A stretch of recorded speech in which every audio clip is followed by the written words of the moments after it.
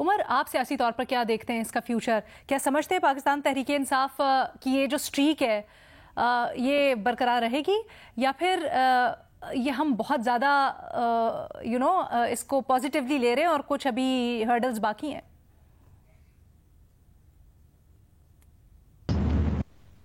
उमर, आपका माइक फिर म्यूट है। अलीना, एक तो मैं पहले प्रोसिक्यूशन के हवाले से बता दूं कि जो सलीम साफी साहब भी बात कर रहे थे, बेनजीर भी बात कर रही थी कि प्रोसिक्यूशन के हवाले से इनकी जो प्रोसिक्यूशन ट्रायल लेवल पर है वो तो एफआईए से थी, यानी जो इनके प्रोसिक्यूटर्स वगैरह थे, जो कि ऑलरेडी काफी काम जो उन्होंने खराब करना था वो उसी लेवल पर उन्होंने कर दिया था।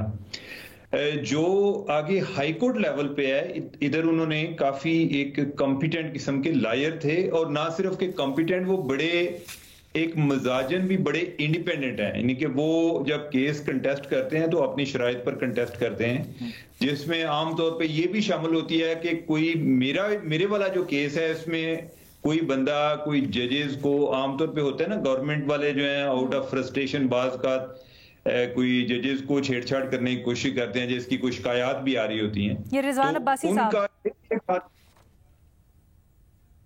क्या कह रही है? ये रिजवान अब्बासी साहब कह रहे हैं आप? नहीं, रिजवान अब्बासी साहब नहीं। अच्छा, केस में जो है ओके, ठीक है। अच्छा, जो वकील है, हाँ, ओके, वो एफआईए प्रोसिक्यूटर थे ना रिजवान अब्बासी? हाँ, तो नहीं, मैं इसकी अभी बात कर रहा हूँ जो इस्लामाबाद हाई कोर्ट में। तो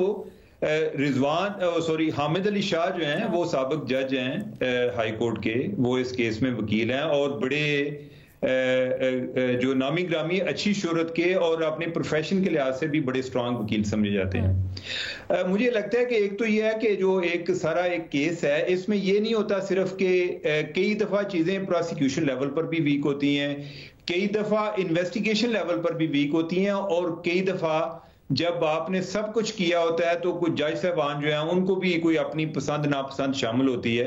हम तो आमतौर पे ये समझते हैं ना कि जज जो हैं, जब हम उनके बारे में बात करते हैं हम समझते हैं कि शायद उनके कोई जज्बात नहीं होते, उनके कोई फीलिंग्स नहीं है, उनका किसी तरफ झुकाव नहीं होता। ये होता है, इंसान जब तक हैं तो उनका होता है। आपने कौन सी चीज देखनी है, यानी कि मैं आज कोई एक जर्नलिस्ट का देख रहा था, कोर्ट रिपोर्टर का, तो वो कह रहे थे जी कि उन्होंने बड़े टफ क्वेश्चन पूछे हैं। उन्होंने कहा कि इमरान खान को तो जो तमाम रूल्स का आइडिया नहीं है, क्या उनको बताया गया था कि ये किस तरह वापस करना है साइफर?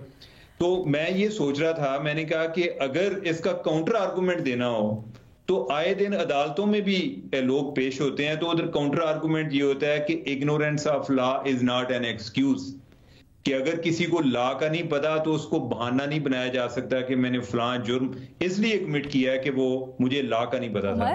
तो ये मर्जी होती है कि आपने कौन सी बात पिक करनी है, कौन सा पॉइंट। तो मैं फिर जो है मेरा उसी पे है कि ये जो बात हो रही थी ना कि 10 साल की कैद उनकी, या भट्टी साहब को भी जो बात कर रहे थे, ठीक है, यानी कि आप कहें जी कि जो उनका ये साबित नहीं कर सके, अगरचे उस टाइम पे हमारे जो फॉरेन ऑफिस की तरफ से जो कहना चाह रहे हैं, आपको लगता है यहाँ पे भी कुछ पसंद नापसंद का मामला है? अलीना, मैं तो ये समझता हूँ होता है, यानी कि अब ये है ना, मैं तो आपको कह रहा हूँ कि 10 आर्गुमेंट है या एक एस्पेक्ट है, यानी कि एक केस है उसके क्यों लगता है उमर? क्योंकि ये जो पर्टिकुलर केस है यहाँ पे तो तहरीक इंसाफ बड़ी इनके ऊपर लान तान भी करती रही, बड़ी इनके ऊपर तनकीद हुई, अदम एतमाद का इजहार किया, बड़ा बुरा भला भी कहा गया।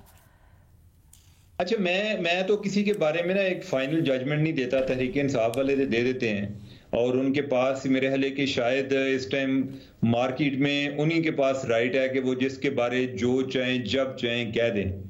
लेकिन पर्सन टू पर्सन और केस टू केस, यानी कि उनकी जो एक राय है वो वेरी भी करती है। मैं एक इख्तलाफ का हक तो रखता हूं, लेकिन मैं ये बात जो शुरू से भी आपसे की, मैंने कहा कि अभी मैं तफसीली फैसले का इंतजार कर रहा हूं। मेरे लिए सरप्राइज वाली ये बात है कि सजा कम हो सकती थी, सजा खत्म नहीं हो सकती थी, और हम इसको जितना इजी लेते हैं, इसका मतलब है कि मैं कल कोई क्लासिफाइड डॉक्यूमेंट उठाऊं और मैं भी कर दूं तो फिर तो मेरे खिलाफ भी कुछ नहीं होना चाहिए, यानी कि और क्लासिफाइड डॉक्यूमेंट जो है वो सारे आप वेबसाइट पर डाल दें, उनका जो फर्क ही नहीं पड़ता। अब ये तो नहीं है कि इमरान खान के कहने से फर्क नहीं पड़ता। एक बंदा है, लाउड माउथ है, एक उसका इतना ज्यादा इन्फ्लुएंसर है, इतना बड़ा, वो इतनी बड़ी बात कर रहा है, वो मुमालिक के दरमियान कोई कशीदगी पैदा हो गई है, उसने एक अपना पूरा बयानिया उस पर बदला है। ये रीजनिंग नहीं समझ आया कि बिल्कुल ही क्यों खत्म कर दिए सारे के सारे चार्जेस। चलिए अलीना, मैं एक छोटी सी बात ऐड करना चाहूंगी। एक मिनट रुक जाइएगा बस। उमर, मुझे सियासी थोड़ा सा बता दीजिएगा, क्या आप समझते हैं ये सियासी लिहाज से? तो लीना, मैं समझता हूँ कि अभी वैसे ही जो इनको कोई किसी केस में कोई पजीराई नहीं मिल रही, और किसी जगह पर केस वीक होता है और किसी जगह पे खुद वीक हो जाते हैं, तो इसका ओवरऑल तो इमरान खान को फायदा हुआ है। अच्छा, और तहरीक इंसाफ एक बहुत ज्यादा इसके ऊपर इसको सेलिब्रेट कर रही है, यकीनन करना भी चाहिए भट्टी साहब, बट वो वही समझते हैं कि बस अब खान साहब रिहा होने वाले हैं और मामला तेजी से आगे बढ़ रहे हैं। आप इसका किस कदर इम्कान देखते हैं, या ये वो तो नहीं काम होगा फिर सज्जी दिखा के खब्बी मारने वाला? मैडम शेख, पता नहीं आपकी सज्जी कौन सी है और पता नहीं खब्बी कौन सी है। सज्जी खब्बी तो हमेशा से 76 सालों से मारी जा रही है, जो मैं समझा हूँ, अगर मैं गलत नहीं समझा तो।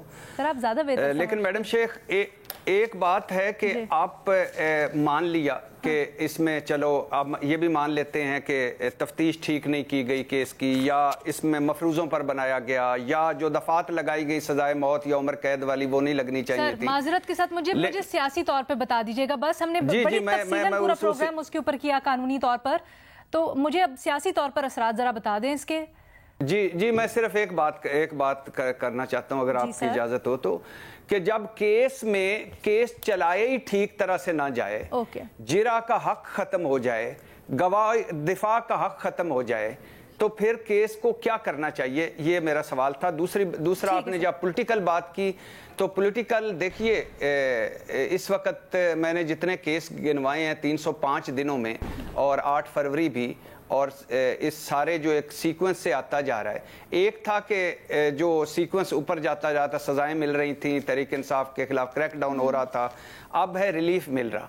तो यकीनन तहरीक इंसाफ के लिए ये सियासत जो है वो हर दिन उनको एक कोई ना कोई नई चीज़ मिलती है, हर दिन उनको एक नई बात मिल जाती है, तो बहुत बड़ा रिलीफ है तहरीक इंसाफ के लिए, इमरान खान के लिए, शाहबाज कुरैशी के लिए। क्या हो रहा है, लोग ये पूछ रहे हैं कि एकदम से क्या हुआ, जहां पे बड़ी सख्ती हो रही थी वहां पर रिलीफ मिल रहा है, और क्या इसके आगे भी इसी तरह से होगा कि कुछ बड़ा रिलीफ मिल सकता है तहरीक इंसाफ को? मेरे ख्याल में तो जाहिर बात है, ये इमरान खान और पीटीआई के लिए एक बड़ा मोरल बूस्टिंग का मामला है। उनके मोरल बूस्ट होगा और हुकूमत के लिए एक बड़ा दचका है, और ये हुकूमत के लिए ये सबक भी है कि वो अदलिया के साथ जो लड़ाई है उस लड़ाई को ख़त्म कर दें।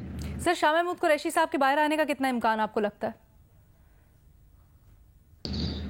ये तो अब देखा जाएगा कि, क्योंकि और भी बहुत सारे केसेस हैं कि उसमें शाह महमूद कुरैशी साहब से मुतालिक भी हैं, तो उनमें कब इस तरह के फैसले आते हैं। ठीक है, सरेदस्त तो इमीडिएटली तो मुझे कल परसों में तो नजर नहीं आता।